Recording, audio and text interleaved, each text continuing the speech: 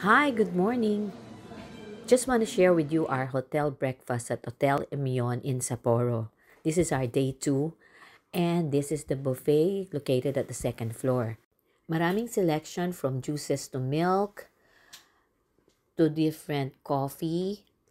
Meron silang coffee machine, meron silang Japanese food, meron silang mga international breakfast na mga English breakfast, and salads at iba-ibang klaseng mga dressing na favorite ko. May sausages, fresh fruits, meron silang different breads to choose from. Siyempre ako salad ang tinira ko. Alam mo naman, living healthy na ako ngayon dahil nagkakaedad na. At pinili namin ang view overlooking ng street at saka ng snow kasi wala sa Pilipinas nito.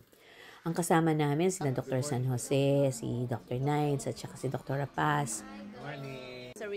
Si Dr. San Jose at saka wife na si Milet, si Mia at saka si Ben Lor, si Louie, si Tin at saka si Diana, si Badong at saka si Doc Tony, si Doc Marvin and Dottie at ang Panilio family.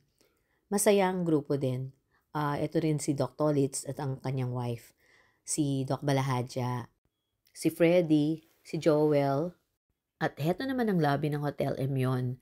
Maganda, malinis, masarap ang pagkain.